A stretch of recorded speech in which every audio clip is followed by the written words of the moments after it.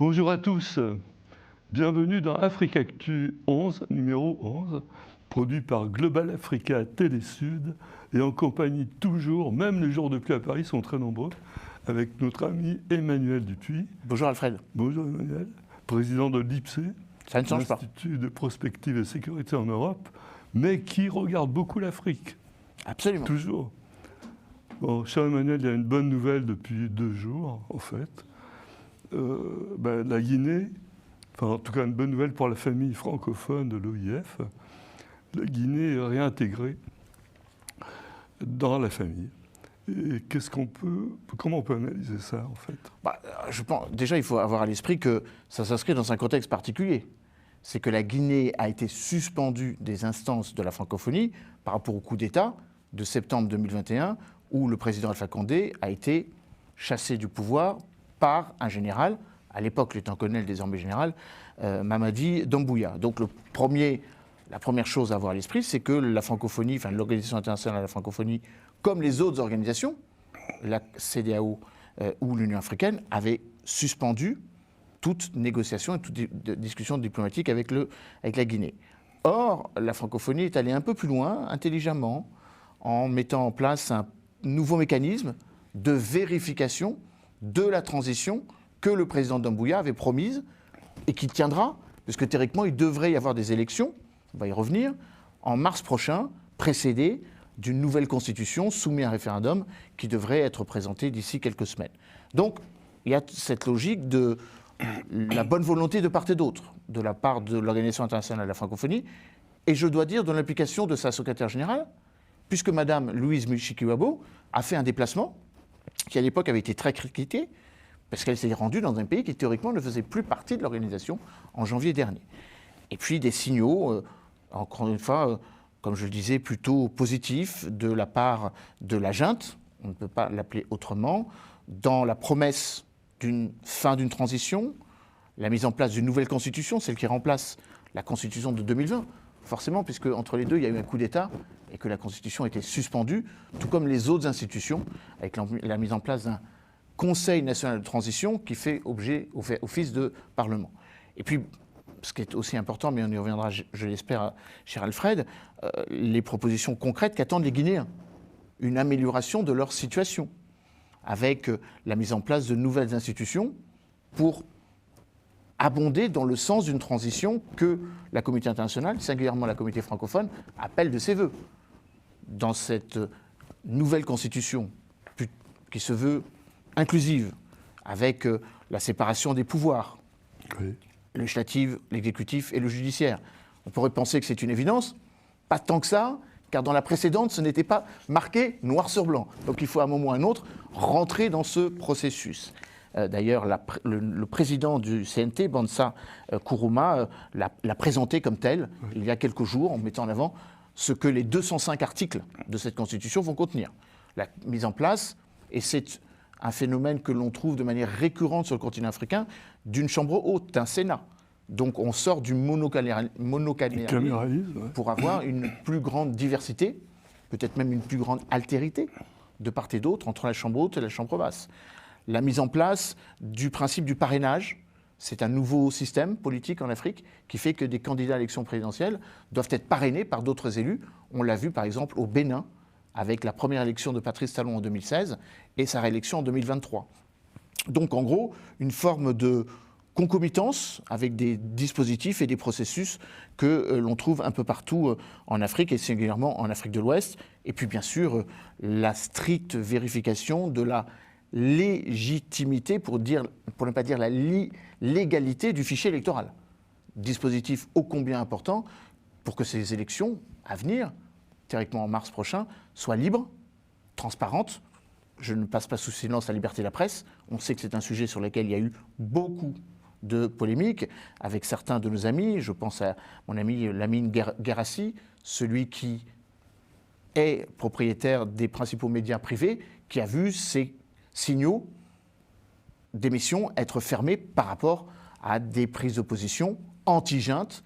Encore une fois, tout ça est en train d'être remis en cause. Et puis l'autorisation des anciens candidats à l'élection présidentielle, ceux du passé, les anciens premiers ministres, Lansana Kouyaté par exemple, ou Cellou Dalein Diallo, qui n'ont pas pu concourir lors de la précédente élection présidentielle, celle où était candidat Alpha Condé, mais qui désormais peuvent candidater. La vraie question, c'est est-ce que cette nouvelle constitution va permettre aux membres actuels de la junte de pouvoir se présenter? Et c'est une vraie question, parce que ça viendrait presque à conforter l'idée que l'on fasse un coup d'État pour ensuite transiter, pour se civiliser, et donc de faire des militaires des chefs d'État légitimes. Oui, mais enfin, les coups d'État, on a connu un certain nombre en France. Ah, je sais bien, et même en Afrique. C'est le cas par exemple de ce qui s'était passé au Burundi, avec le général Bouyoya, qui a été ensuite élu président à la fin de la transition. En fait, le cheminement vers, comment dire, si on ose employer ce mot, une république vertueuse, il est long et il y a semé d'embûches. Oui, mais encore une fois, en regardant vraiment le fond de cette constitution, on se rend compte qu'il y a quand même quelques signaux tout à fait positifs, comme je le disais, notamment une plus grande vigilance à veiller à ce que le Conseil national indépendant ou le Conseil électoral soit réellement indépendant et ne dépende pas d'un des trois pouvoirs qui jusqu'à présent n'étaient pas marqués comme devant être indépendants les vis-à-vis d'autres. Un point intéressant aussi, c'est l'installation du bicaméralisme. Alors ça, c'est déterminant parce que ça veut dire qu'on est dans une logique de changement, de dévolution des pouvoirs. On est moins dans une centralité qui ne focalise l'attention que sur les élites qui se trouveraient dans la capitale. Ça permet une décentralisation autant qu'une déconcentration. Ça permet un nouveau rapport entre le centre et la périphérie. Ça permet surtout de faire en sorte que les populations qui se sentent marginalisées ne quittent pas le territoire guinéen. Il faut avoir à l'esprit que parmi les principaux migrants intra-africains ou ouest-africains, on trouve des Guinéens. Non pas pour des questions évidemment, bien sûr, des questions de droits de l'homme, des questions de stabilité institutionnelle, mais surtout de difficulté à s'inscrire ou à se penser dans un modèle économique qui, jusqu'à présent, excluait bon nombre de jeunes Guinéens. Une petite digression, Emmanuel. Le Gabon aussi prépare une constitution. Absolument. Est-ce qu'on a quelques infos déjà? Pas autant que sur la Guinée, car la temporalité n'est pas la même. Ah ben, le président Doumbouya a pris le pouvoir en septembre 2021. Il avait promis une transition de 3 ans et demi. On y est. Le président gabonais, Brice Clotaire Oligui, a pris le pouvoir le 26 août 2023, en promettant une transition, mais qui forcément, on en viendrait presque à oublier qu'il y a des temporalités dans les prises de pouvoir, en mettant en avant le fait que lui aussi se donne un temps de transition. Et donc ça, ce sera un peu plus long, mais ça s'inscrit dans la même volonté, encore une fois, de civiliser la prise de pouvoir. On revient au Soudan comme souvent, parce que c'est un vrai problème. Donc le président de la Commission de l'Union africaine, Moussa Faki Mahamat, appelle à une cessation immédiate des combats. Bon, des propos d'hommes de bonne volonté, bien sûr. Mais ma question toute simple, mais quels sont les moyens de pression, c'est peut-être pas le bon mot, mais pour se faire entendre de la capacité d'écoute de l'Union africaine vis-à-vis de ces pays membres qui sont en difficulté, qui connaissent des guerres, des atrocités? Alors, hélas, la capacité d'action de l'Union africaine sur ce dossier soudanais est particulièrement faible. Mais j'ose aussi dire que la capacité de l'ONU l'est tout autant. L'ONU a engagé un embargo sur les armes suite au drame au Darfour en 2004. Cet embargo est régulièrement violé. D'ailleurs, ça s'inscrit dans une actualité brûlante. On a commencé depuis maintenant une semaine, la semaine précédente, notre émission avec la mise en place et le début de l'Assemblée générale, la 79e Assemblée générale des Nations Unies, où tous les principaux chefs d'État, prenons l'exemple du président Joe Biden, qui, je cite, a exhorté les généraux, ceux qui se font la guerre. Comme vous le savez, c'est une guerre civile depuis le 15 avril 2023 entre les deux principales entités qui dirigeaient le pays depuis le coup d'État militaire d'avril 2019, le général Abdel Fattah Abderrahmane Al-Bourhan, le président du pays, et puis son vice-président, à la chef à la tête donc des forces de réaction rapide, les forces donc Rapid Support Force, le général Mohamed Hamdan Daglo, qu'on appelle souvent le général Hemati, qui est en fait celui qui avait mis à feu et à sang le Darfour, précisément avec ces milices Janjaweed qui ont été transformées en une milice paramilitaire. Donc depuis maintenant le début de cette guerre civile, bientôt un an, le pays est à feu et à sang. Et l'ONU, Antonio Guterres, le président Biden qui exhorte les généraux à cesser le combat, Emmanuel Macron qui dans son discours prononcé mercredi dernier l'a aussi évoqué, avec quand même une réalité tragique. Près de 11 millions de Soudanais sont déplacés, 26 millions de Soudanais sont dans une situation d'extrême tension alimentaire, et sans oublier les 150 000 morts que ce conflit a généré. Donc pour répondre à votre question, l'Union africaine, et comme l'Union européenne, comme l'ONU, particulièrement désarmés au sens propre du terme pour agir. Néanmoins, il y a un certain nombre d'acteurs qui, eux, peuvent agir. C'est ceux que l'on dénonce, les ingérences extérieures. Ceux qui fournissent des armes, à un côté ou de l'autre, ou ceux qui fournissent un support politique. Les Émirats arabes unis pour le camp du général Hemati Mohamed Hamdan Daglo. L'Égypte, l'Arabie saoudite, qui soutient toujours le président Al-Bourhan. Et puis bien évidemment d'autres externalités, la Turquie, le Qatar, qui jouent évidemment le soutien contre ceux qui dénoncent les frères musulmans qui sont présentés comme étant ceux au pouvoir. Et puis, il y a aussi une responsabilité qui est nôtre, puisque la France, comme d'autres pays, s'était engagée sur cette voie en mai 2021 en effaçant la dette soudanaise.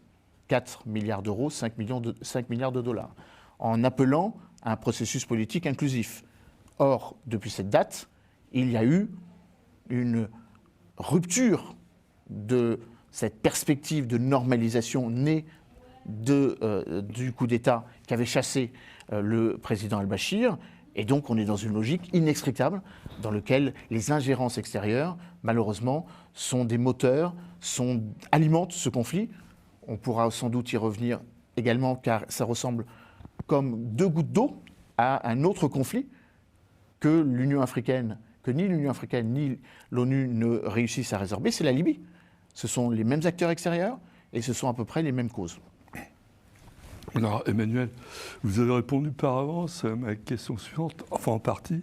Je vais quand même dire ce que je voulais vous signifier un peu naïvement, comme toujours, c'est le style. Bon, il y a cet envoyé spécial des États-Unis en Libye, Richard Norland, donc ça c'est sur la Libye, qui a réitéré l'urgence de former un gouvernement de transition en Libye. Mais entre les deux partis opposés qui se font la guerre. Je comprends que les États-Unis sont un peu fatigués parce qu'ils ont tellement de soucis en ce moment, mais est-ce que c'est sérieux on peut appeler à un cessez-le-feu. Est-ce qu'on peut appeler les partis adverses à former un gouvernement national? Alors, Richard Norland, qui est le représentant spécial des États-Unis, ne dit pas autre chose que disent tous les représentants spéciaux du secrétaire général des Nations Unies. Le Sénégalais Abdoulaye Bathily dit la même chose, qui est le représentant du secrétaire général des Nations Unies et en même temps le chef de la mission d'appui des Nations Unies. Que dit-il? Il dit, et il rappelle, que depuis la guerre civile qui a mis à feu et à sang la Libye en 2011, les élections qui devaient se tenir en 2014 ne se sont jamais tenues. Ça fait 10 ans que lieu d'appeler un gouvernement d'union nationale, il devrait y avoir des élections présidentielles pour que les différentes parties, d'ailleurs, soit dit en passant, il y a déjà un gouvernement d'union nationale, ça s'appelle le gouvernement d'union nationale, GUN, qui siège à Tripoli. Mais le gouvernement d'union nationale auquel l'envoyé spécial américain et l'envoyé spécial de l'ONU fait référence, c'est un double gouvernement d'union nationale. D'un côté, ceux qui sont au pouvoir à Tripoli, le Haut Conseil d'État, avec son nouveau représentant, on connaissait le précédent Khaled El-Meshri, désormais c'est Mohamed Takala, depuis l'été dernier, et puis de l'autre côté, un Parlement, encore une fois, dont la dernière élection remonte à 2014, qui ne siège pas à Tripoli, mais à Tobrouk, qui n'est même pas Benghazi, où siège le maréchal Haftar, qui est l'autre homme fort du pouvoir, avec Aguila Saleh Issa, qui officiellement, selon la Constitution de 2013, est le président en exercice, puisque théoriquement, le pouvoir découle de l'élection. Dernière élection, donc, en date, puisqu'il n'y a pas eu d'élection depuis. Et puis, évidemment, un certain nombre de responsables politiques, sans trop approfondir ou appesantir le sujet, Abdulhamid Dabeiba, qui est le Premier ministre, mais en même temps qui est flanqué d'un président qui n'a pas vraiment de pouvoir intérieur, mais une légitimité à représenter la Libye à l'extérieur. Et pourquoi est-ce que je cite Mohamed El-Menfi, ou je pourrais citer aussi l'ancien ministre de l'Intérieur, Fathi Bashagha, et bien sûr, ne jamais l'oublier, un des fils encore en vie du colonel Kadhafi, Muammar Kadhafi, Saïf al-Islam. Tous ces gens prétendent être la Libye. Et donc vont à l'étranger en disant « je suis la Libye ». Évidemment, je ne passe pas sous silence le maréchal Khalifa Haftar, qui est l'homme fort, qui est doté de ce qu'il appelle l'armée nationale libyenne, mais qui est en fait une milice, puisque ce n'est pas du tout une armée nationale. C'est une milice, une armée qui représente la moitié du pays. Donc on est dans une logique où, à défaut d'un gouvernement d'union nationale, il faut des élections. Et le gouvernement de l'Union nationale dépendra ou découlera de ces élections. Mais on ne peut pas avoir un gouvernement de l'Union nationale sans des élections. Car sinon, que va-t-il se passer ? Il va se passer exactement ce qui se passe maintenant depuis 2014, avec les velléités militaires d'un côté, le général Haftar, des légitimités institutionnelles de l'autre, le gouvernement de l'Union nationale, le seul qui est reconnu par l'ONU, qui est à Tripoli, et chacun va jouer en disant « je suis légitime parce que je suis reconnu par la communauté internationale, je suis légitime parce que j'ai les armes ». Et puis bien évidemment, comme on vient juste de l'évoquer par rapport au Soudan, les ingérences extérieures, ce sont à peu près les mêmes. Les Émirats arabes unis et l'Égypte soutiennent le maréchal Haftar. Le gouvernement de l'Union nationale, prétendument infiltré par les frères musulmans, est soutenu par la Turquie et par le Qatar. D'ailleurs, il y a des militaires, à peu près 2000, 3000 militaires turcs qui se trouvent sur le territoire libyen, comme il y a des militaires émiriens. Évidemment, pour complexifier la donne, des milices, la milice Wagner, qui soutient paradoxalement le maréchal Haftar, qui est également soutenu par les Américains, dans une logique, et singulièrement la France, faut-il le rappeler, dans une logique qui peut paraître effectivement totalement schizophrène. Emmanuel, je pense qu'il n'y a que vous qui ne vous y perdez pas. Moi, je m'y perds. J'essaie d'expliquer les choses. Mais quand même, je vous demande, avec votre autorisation, je vais envoyer un petit courriel à M. Nordland. Je dis, regardez Africa Tu 11, Emmanuel vous explique comment faire. Je serais heureux de dialoguer avec M. Nordland. Je vais le faire. Alors, on va parler de vous, Emmanuel. Enfin, directement et indirectement, parce que à Paris vient de se tenir, hier avant-hier, c'est ça ? Oui. Une réunion de la communauté. La semaine dernière. La semaine dernière ? Ah oui, par rapport. Bon. C'est vrai. Vient de se tenir une réunion de la communauté Sant'Egidio. Saint-Gilles en français. Ouais, qui est d'origine italienne, je crois. Enfin, il était français. Hein. Ah ouais ? Et oui. Saint-Gilles était français. Et ensuite, il a malheureusement été martyrisé en Italie. Mais à la base, il était français, de Provence. Ah ben. Et alors, ils œuvrent pour la paix depuis les années 60. Et donc, le sujet, évidemment, c'était la paix. Et aussi, vous avez participé, vous êtes intervenu. Est-ce qu'on a parlé de l'Afrique et qu'est-ce que vous avez dit ? Oui, on a beaucoup parlé de l'Afrique. Je me suis permis d'ailleurs de venir avec le petit livret qui témoigne, premièrement, de l'action en profondeur de cette communauté, qui en France n'est pas suffisamment connue, quoique maintenant elle devient de plus en plus médiatisée, malgré tout. Voici on va la montrer à la caméra. Avec ce sous-titre ô combien évocateur, « Imaginez la paix » dans un monde dans lequel la plupart des pays auxquels nous avons fait référence sont en crise.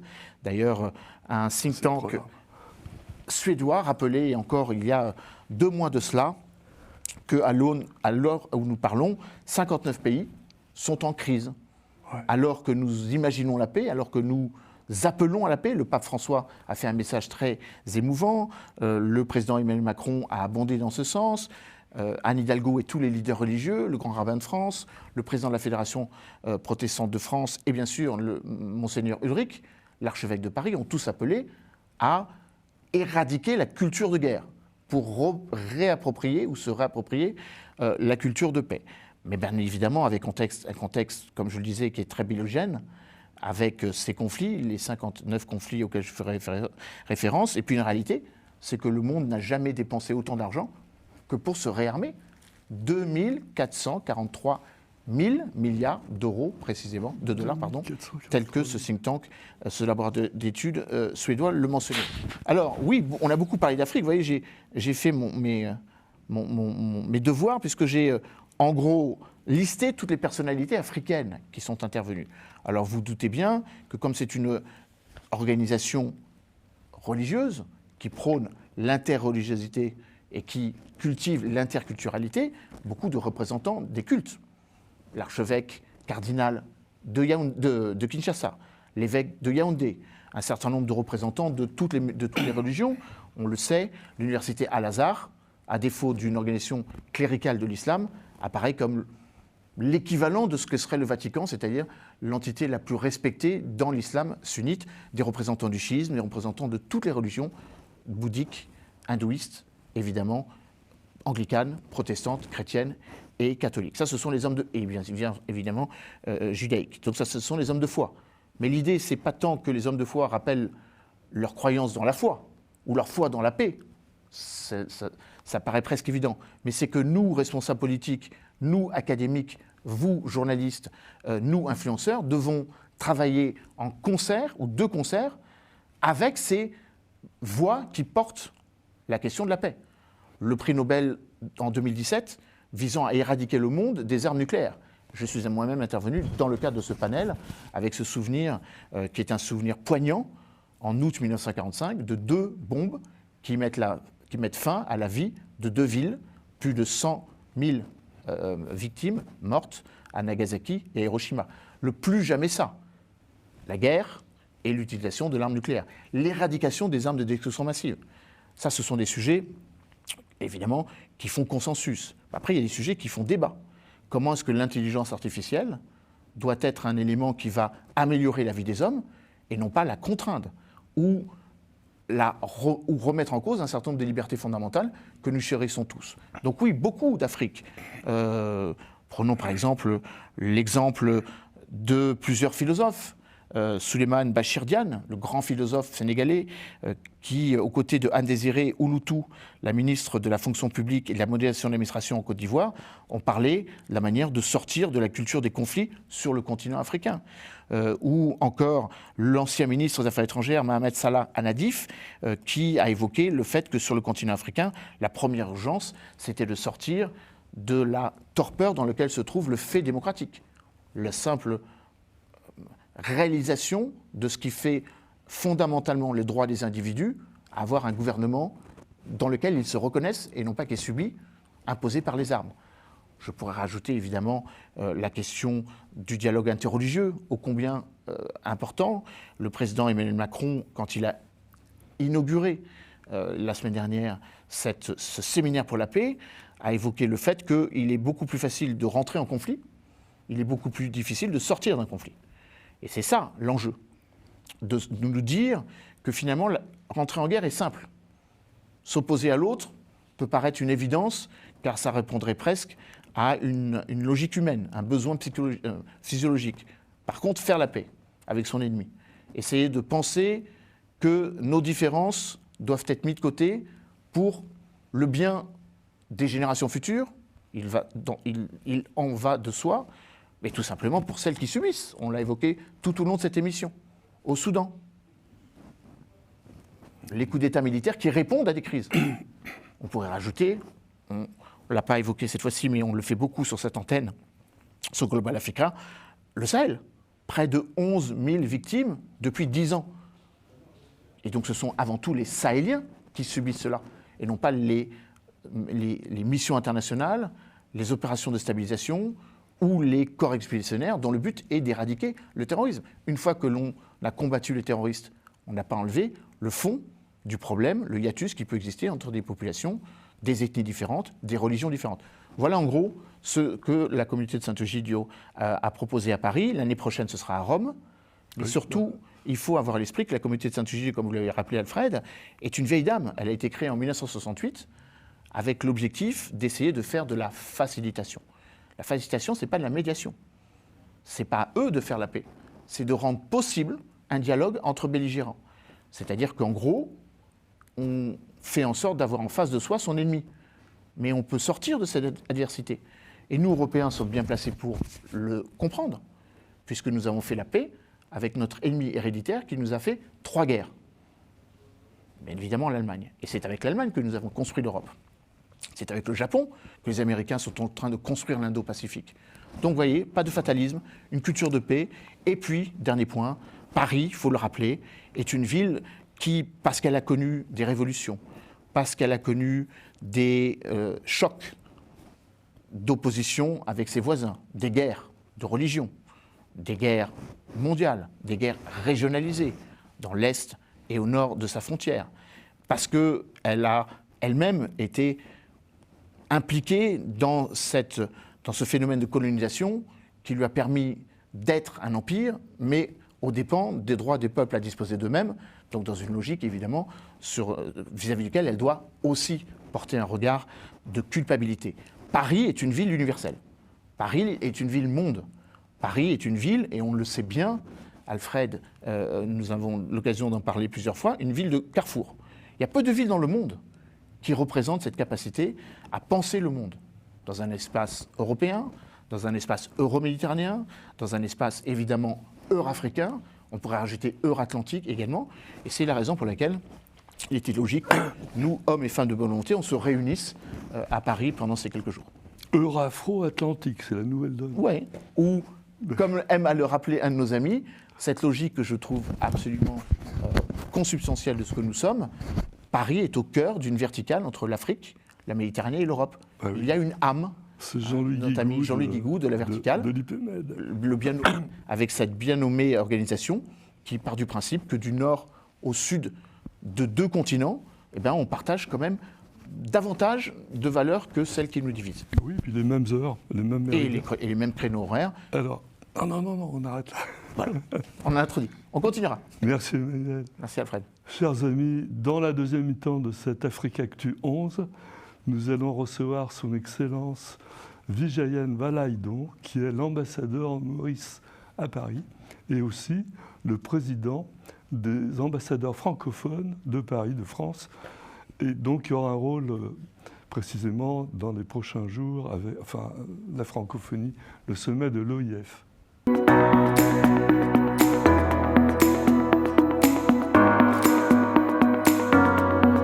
Bon, enfin, c'est vrai, j'ai un peu traîné sur Internet la semaine dernière. Ah.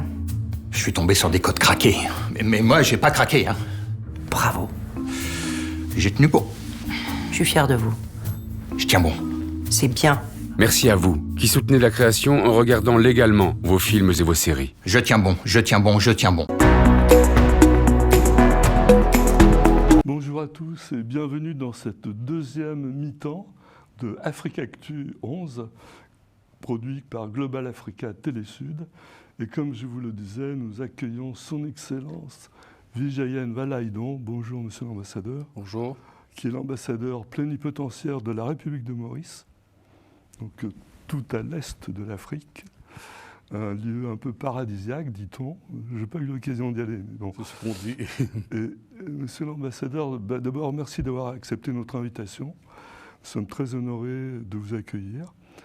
Vous êtes dans un moment un peu particulier, enfin vous êtes toujours très occupé à Paris, mais vous êtes entre 2 actualités. D'une part, hier, vous avez participé, vous avez pris la parole, vous êtes intervenu à la 14e conférence des ambassadeurs africains de Paris, qui s'est tenue sur le thème de la diplomatie culturelle, le vecteur d'excellence de la coopération.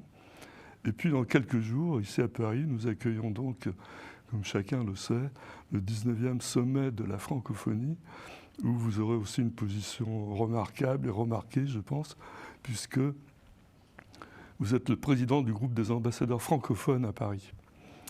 Donc, monsieur l'ambassadeur, la première question, c'est, vous l'avez dit hier, puisque j'étais à cette conférence, je vous ai écouté, c'est l'originalité tout à fait singulière de la République de Maurice, enfin, des îles de Maurice en général.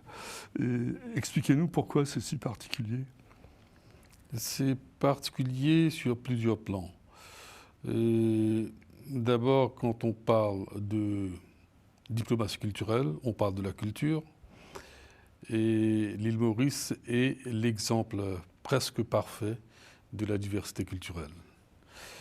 Et je m'explique parce qu'à l'origine, à Maurice, il n'y avait pas d'habitants. Donc, tous les habitants qui font partie de la population mauricienne sont venus d'ailleurs. Donc, nous sommes, on va dire, un peuple d'immigrés. Donc, nous avons des habitants mauriciens qui sont d'origine française, d'origine anglaise, d'origine indienne, chinoise, malgache, mozambicaine et sénégalaise aussi. Entre autres, peut-être qu'il y a plus. Et donc, du coup, dès le début, on a appris à vivre ensemble. Et c'est une notion nouvelle maintenant, le vivre ensemble, mais à Maurice, on a toujours appris à vivre ensemble, à côtoyer des personnes de cultures différentes à l'origine et aussi de foi religieuses différentes. Et cela ne nous a jamais dérangés. Et au contraire, les différences nous enrichissent. Et nous sommes tout à fait familiers avec ces différences-là. Donc, dès les débuts, c'était ainsi. Et pour vous donner deux exemples vraiment concrets de ce brassage de cultures, c'était assez loin dans le passé, c'était au XVIIIe siècle, il y avait une princesse sénégalaise capturée à l'âge de 9 ans. Donc elle était connue comme la princesse de Galam. Donc elle était capturée à l'âge de 9 ans et elle était conduite à Maurice, à l'époque l'Île-de-France. Et là, il y avait un maître français qui l'avait acheté, c'était Jean-Baptiste Geoffroy.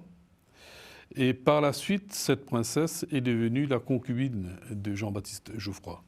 Donc pour s'éloigner des gens qui les connaissaient déjà, donc ils sont partis à l'île de la Réunion. Et là-bas, Nyama, la princesse de Galam, est tombée enceinte et a mis au monde un fils. Et comme il y avait le code noir à l'époque qui était en vigueur, donc le père ne pouvait pas déclarer son fils. Donc il a dû adopter le fils, son propre fils, et ensuite lui donner le nom de Geoffroy. Et le fils est devenu le fameux Lillet Geoffroy, figure très très connue à l'île de la Réunion et très connu aussi à Maurice, parce qu'il est né à l'île de la Réunion, il est mort à Maurice. Voilà, ça c'est un premier exemple. Un deuxième exemple, c'est celui de Barbeau-Royer. Barbeau-Royer, la maman était une Pondichérienne et le papa était un Français.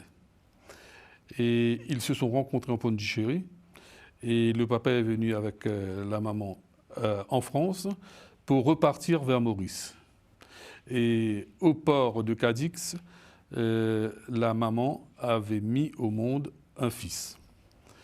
Et ensuite, ils sont venus à Maurice. 4 mois après, ils sont arrivés à Maurice. Et à l'âge de 10-11 ans, la maman a décidé d'emmener le fils à Paris pour qu'il poursuive ses études. Et le fils est resté à Paris, a poursuivi des études, etc. Et a participé, dans un premier temps, à la Révolution française en 1789. Et ensuite, il est allé en Haïti pour prêter main forte aux Haïtiens pour qu'ils puissent acquérir leur indépendance.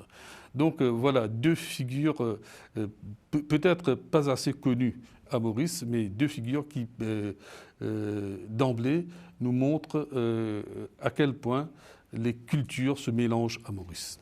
Voilà. Ce qui est remarquable, c'est que les deux personnages que vous citez vivent l'époque révolutionnaire, voilà. Justement. Et je crois qu'il y a un bouquin, je crois que vous l'avez apporté, sur le métis révolutionnaire. Voilà, qui est un travail c'est ça. D'historien, Et c'est Chez Garnier, classique Garnier. c'est une Française qui avait fait des recherches là-dessus, c'est Huguette Krief. Ouais. Et c'est un livre que je vous recommande, et la lecture Pour est comprendre. passionnante. Ouais. Alors, vous êtes combien de descendants de ces personnages mythiques? Je ne saurais vous dire. Je ne saurais vous dire. Mais en tout, vous êtes combien, Maurice? À Maurice, actuellement, nous sommes autour de 1,4 million. D'accord. C'est plus que le Vatican. Je crois. Hein. Bien. Et puis aussi, vous avez dit hier que, d'une certaine manière, on peut imaginer que Maurice telle qu'elle s'est développée historiquement, au sens du mélange des cultures, du multiculturalisme, est peut-être, en microcosme, la préfiguration du monde de demain. Est-ce que vous voulez développer ce point? Écoutez, nous n'allons pas être prétentieux. Nous savons qu'il y a beaucoup de choses à parfaire à Maurice, mais je pense qu'on est dans la bonne direction. Parce que pour vivre pendant maintenant 3 siècles presque, avec autant de personnes de cultures différentes et de religions différentes, donc il faut le faire, et sans vraiment de remous. Il y a des petits remous superficiels, mais quand ça commence à devenir sérieux, donc on s'arrête. On sait que c'est mauvais pour le pays. Donc c'est quelque chose d'instinctif chez les Mauriciens. Oui, vous avez intériorisé le péril politique éventuel de laisser les choses dériver, quoi. Exactement, exactement. Alors, il y a aussi un autre point remarquable de Maurice, c'est que vous avez plusieurs sites classés à l'UNESCO. Oui, et il y a 2 sites d'abord. Il y a la Pravastigat et ensuite le Ban de Brabant. Et la Pravastigat, c'est l'endroit où les travailleurs engagés indiens ont débarqué pour la première fois à Maurice. Et il y a d'ailleurs Luc Lézieux, je vais revenir là-dessus tout à l'heure, qui avait écrit un ouvrage qui s'appelle La Quarantaine. Oui. Et La Quarantaine retrace l'histoire de ces travailleurs indiens qui étaient en quarantaine sur l'île Ronde, je crois, et une île au nord de Maurice, et pendant un bon moment, et pour voir s'ils ne transmettaient pas des maladies, etc. Et ensuite, ils étaient ramenés à Maurice. Donc ça, c'est une parenthèse. Mais pour revenir à ces travailleurs engagés, il y a la Pravastigat, qui est protégée maintenant, qui est un site d'UNESCO.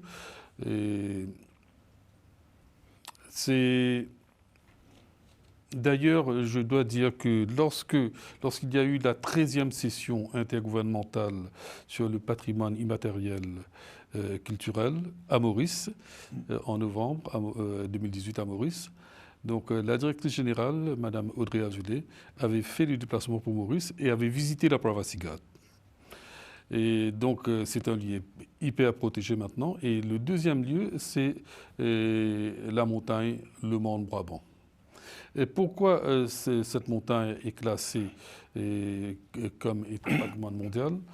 Et tout simplement parce que lorsque les esclaves, à l'époque, au XVIIe siècle, même XVIIIe siècle, pardon, XVIIIe et XIXe siècle, lorsqu'ils fuyaient leurs plantations, leurs maîtres, donc ils étaient qualifiés comme esclaves marrons, et ils s'enfuyaient vers le sud, le sud-ouest plus précisément de l'île. Et ils allaient tous se réfugier sur la montagne, le Ban de Brabant. Et quand les maîtres venaient les chasser, les récupérer, ils préféraient se jeter dans le vide du haut de la montagne. Et d'ailleurs, il y a un film qu'on passe à l'écran maintenant dans les salles de cinéma à Paris et en France. Et le film s'intitule Ni chaîne ni maître. C'est un film d'un franco-béninois. Le réalisateur s'appelle Simon Boutaïrou. Et le film a été tourné entièrement à Maurice. Et le film retrace cette période de notre histoire où les esclaves marrons s'enfuyaient de leurs habitations et à la fin, quand ils n'avaient plus de recours, donc ils se jetaient dans le vide. Mais en fait, vous êtes un peuple jeune, pardon, mais qui a déjà ses repères historiques, ses lieux emblématiques. Au fait, nous avons eu un destin assez particulier. Vous savez, à l'époque, il n'y avait pas le canal Suez. Ah oui, c'est vrai. Donc, tous les navires qui sortaient de l'Europe devaient contourner l'Afrique et ils faisaient escale à Maurice pour aller vers l'Asie. Donc, Maurice était, disons, le tremplin entre l'Asie et l'Afrique, le tremplin entre l'Asie et l'Europe. D'où le fait aussi qu'on soit et francophone et anglophone. Donc c'est un des rares pays qui a été colonisé et par les Français et par les Anglais. Mais vous êtes meilleur francophone, continuez comme ça. On préfère. Merci. Mais je disais, vous êtes un peuple jeune, mais vous êtes déjà plus ancien que les États-Unis d'Amérique. Oui, on ne va pas remonter trop loin dans le passé parce qu'il n'y a pas vraiment Ouais. de repères historiques, mais on sait qu'il y avait des Arabes qui sont passés par Maurice, qu'il y avait des Portugais qui sont passés par Maurice, et les Hollandais sont restés pendant un siècle à Maurice. Ensuite, ils sont partis. Et c'est, à la suite du départ des Hollandais, c'est là que les Français sont arrivés. Oui, que les mélanges ont commencé à se faire, quoi. Oui. D'accord. Alors, oui. Pardon. Et pour revenir aux inscriptions au patrimoine mondial à l'UNESCO, donc il y a la partie matérielle, mais il y a aussi la partie immatérielle. Donc on a 3 thèmes inscrits au patrimoine immatériel. Il s'agit du Sega traditionnel de Maurice, et ensuite le Sega tambour de Rodrigue. Et là, tout récemment, en 2019, il y a eu le Sega tambour des Chagos. Et vous avez aussi à Maurice a été signée la première charte de renaissance culturelle de l'Afrique, je crois, dans les années 60. Voilà. C'est un moment. Au fait, il y a eu une première étape, c'était en 1976, à Port-Louis, à Maurice. Il y avait une session ordinaire d'une conférence de l'OUA à l'époque. Donc l'OUA, c'était l'ancêtre de l'Union africaine. Donc au fait, c'était l'Organisation pour l'unité africaine. Et en 1976, il y avait eu cette rencontre à Maurice, et c'est là qu'on avait adopté une première charte. Et cette charte, en 2006, a été revue, et c'est devenu, donc je vais vous le montrer, Oui, cool. c'est ça, c'est la charte de la Renaissance culturelle africaine. Et donc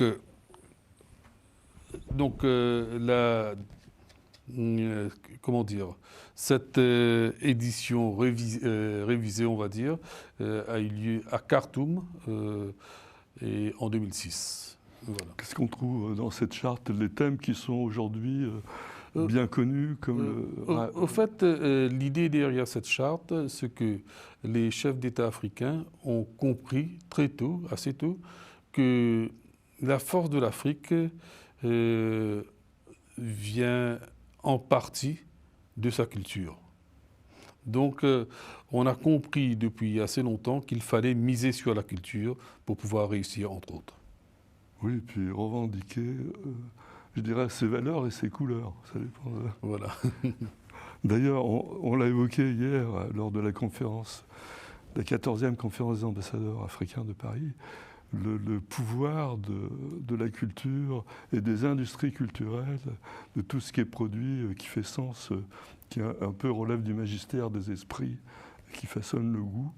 Et quelqu'un a cité l'industrie du divertissement américaine, qui inclut la culture au sens large, et qui est donc le deuxième poste d'exportation des États-Unis depuis l'après-guerre, puisque le plan Marshall, vous le savez très bien, monsieur l'ambassadeur, je dis ça pour nous téléspectateurs, il y avait un gros deal, enfin un gros arrangement, qu'il fallait acheter les produits de Hollywood et les diffuser pour bénéficier de certains crédits, pour reconstruire l'Europe. Voilà. Bon, on n'est pas encore là avec l'Afrique, mais quand même, ça avance. J'ai observé que tous les ambassadeurs étaient à fond dans ce discours, dans cette optique du renforcement, que la culture, c'est plus que la culture, au sens, on va au cinéma le samedi soir, quoi. C'est beaucoup plus que ça. Et à Maurice, justement, vous parlez de cinéma. Il y a de plus en plus de films qui sont tournés en Afrique, mais aussi à Maurice. Et à Maurice, par exemple, il y a une forte demande de la part de l'Inde pour les films de Bollywood et aussi des États-Unis pour les films de Hollywood. Et là, tout récemment, je parlais de Ni chaîne ni maître. Le film a été tourné entièrement à Maurice, avec quelques acteurs mauriciens, avec une équipe mauricienne, une équipe technique mauricienne. Donc, c'est quand même...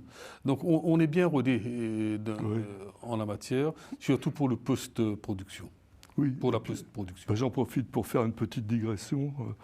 Il faut savoir, enfin, nos téléspectateurs savent que Maurice est un lieu très attractif pour le tourisme, mais c'est aussi un lieu très attractif qui a beaucoup évolué dans l'environnement des affaires, donc très, très recherché, et je crois la finance également. Au fait, les atouts. Il y a le tourisme, Oui. et on propose beaucoup de facilités pour tourner des films à Maurice. Et ensuite, dans le secteur financier, on est bien avancé. Et le secteur de l'immobilier aussi. Et ce qui est avantageux avec Maurice, c'est que nous avons une démocratie. Donc, ça tourne chaque 5 ans obligatoirement. Il y a les élections générales. Et ensuite, il y a une stabilité économique. Donc, quand il y a la stabilité politique et la stabilité économique, cela rassure les investisseurs. Bien sûr. Voilà. Bon, ben, souhaitez-nous, nous Français, de rester dans la stabilité aussi, parce qu'on en a bien besoin. Merci. Il nous reste 4-5 minutes, monsieur l'ambassadeur. Ben, c'est le moment d'évoquer le sommet de l'OIF auquel vous participez. Comment ça se présente du point de vue du président des ambassadeurs francophones ? Écoutez, cette année-ci, c'est une grande année pour le groupe des ambassadeurs francophones de France. Pourquoi ?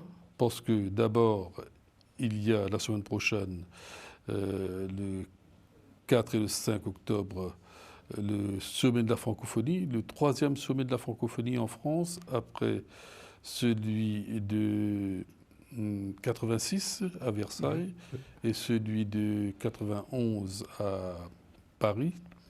Et maintenant, en 2024, ce sera en partie à Villers-Cotterêts, en partie à Paris. Le Grand Palais. Et pourquoi Villers-Cotterêts ? Parce que c'est un endroit symbolique pour la langue française. C'est là qu'officiellement la langue française a pris naissance. Oui, Et c'est François Ier, pardon, précise. C'est le fameux décret de François Ier qui dit « le français est la langue du royaume ». Ce qui, en clair, voulait dire est la langue de droit du royaume, parce que jusque-là, les jugements des tribunaux étaient rendus en latin. Exactement. Enfin, je vous laisse continuer. Exactement. Pardon. Et donc, non seulement il y a le sommet de la francophonie cette année-ci, mais le groupe des ambassadeurs francophones de France célèbre cette année-ci son 10e anniversaire. Ah, d'accord. Donc, comme il y a beaucoup d'activités tout au long de l'année dans le cadre du sommet de la francophonie, et il y a beaucoup de mobilisation aussi et de tous les acteurs francophones, et donc on ne va pas proposer une activité supplémentaire aux francophiles, on va dire. Mais par contre, on va, après le sommet, et peut-être parce qu'on s'était réunis récemment, le bureau du groupe des ambassadeurs francophones, et on a pris la décision de caler cet événement, disons, vers fin novembre, quand ce sera un peu plus calme. Et ce sera un événement festif. Donc on va inviter tous nos partenaires francophones. Donc quand je vous dis tous nos partenaires francophones. Il y a entre autres, il y a principalement l'Organisation internationale de la francophonie, l'OIF, il y a le Forum francophone des affaires, il y a l'Assemblée parlementaire de la francophonie, et le groupe des ambassadeurs francophones à l'UNESCO. Et donc la liste est longue. Bah, tant mieux. Tant mieux. Et donc on a beaucoup d'activités, mais on a préféré s'investir. Ce sera une rencontre et un moment de réflexion sur la francophonie et aussi un moment festif. Vous avez déjà choisi le lieu? Ce sera certainement dans une ambassade francophone à Paris. Donc on n'a pas encore décidé et ce sera dans une des ambassades qu'on connaît, quoi. Monsieur l'ambassadeur, est-ce que Maurice fait aussi partie du Commonwealth? Oui. Oui. Alors, je voudrais que vous nous expliquiez une chose. Parce que, bon, il y a eu, je crois, le Gabon avait quitté, a rejoint plutôt le Commonwealth. Et dans les grands médias, c'est devenu le Gabon abandonne la francophonie. Bon. Mais en fait, on peut très bien être, comment dire, faire partie du Commonwealth, c'est de la francophonie sans que l'un n'exclue pas l'autre. Il n'y a pas de problème. Écoutez, c'est une façon de regarder les choses. On peut très bien dire que le Gabon a rejoint le Commonwealth, mais le Gabon n'a pas quitté la francophonie. Ben voilà. Et le Ghana est devenu membre, va devenir, Oui. je l'annonce déjà, donc bientôt va devenir membre de plein droit de la francophonie. Donc le Ghana a fait sa demande. Et donc, mais le Ghana est aussi... oui, mais il est entouré de pays francophones. Voilà. Donc, ce n'est pas une contradiction. Non, ce n'est pas un paradoxe. Au fait, quand on est membre du Commonwealth, on a des objectifs, et ces objectifs-là ne sont pas vraiment identiques aux objectifs de la francophonie. Pour moi, la francophonie, c'est une famille, c'est une grande famille. Il y a la langue française qui nous unit, mais les pays membres du Commonwealth, c'est plutôt des anciennes colonies de l'Angleterre qui sont devenues membres du Commonwealth. C'est peut-être plus de pragmatisme dans les affaires, c'est ce qu'on entend dire. Au fait, le Commonwealth a pris naissance justement pour les affaires. Ah ben voilà, et puis affaires. 30 ans avant l'OIF à peu près, quoi. C'est un peu un avancement. On est en train d'avancer pour les affaires aussi, je crois. Notamment, nous avons reçu la dernière fois Alexandre Pladel, directeur général de l'Alliance des patronats francophones, en a mission. Alors maintenant, il y a déjà 35 ou 36 pays qui sont adhérents. Et au fait, vous avez bien fait de mettre le doigt sur la francophonie économique, parce que quand on parle de la francophonie, on pense surtout à l'avenir de la francophonie. Est-ce que l'avenir de la francophonie, est-ce qu'on peut être optimiste ou pessimiste quant à l'avenir de la francophonie? Et moi, je dirais qu'on a toutes les raisons pour être optimiste. Pourquoi? Parce que pour que la francophonie puisse avoir un avenir brillant, il faut que la francophonie se repose sur deux piliers pour être stable. Et ces deux piliers sont la francophonie économique et la francophonie numérique. Culturelle. Et maintenant, on peut ajouter un troisième pilier pour être encore plus stable, c'est la jeunesse. Ah ben oui, c'est vrai. La jeunesse. Et l'Afrique, c'est l'avenir de la francophonie. Tout à fait. Et le plus grand pays francophone, c'est la RDC. La RD Congo, dont l'ambassadeur était à la conférence également. Exactement. Monsieur l'ambassadeur, merci beaucoup. C'est moi que vous remercie. N'hésitez pas à nous faire savoir vos prochaines actions en faveur de la francophonie. On essaiera de les relayer. Bien sûr, et merci beaucoup. Et merci d'être venu. Chers amis, on se retrouve dans 15 jours pour Afrique Actu numéro 12. Merci.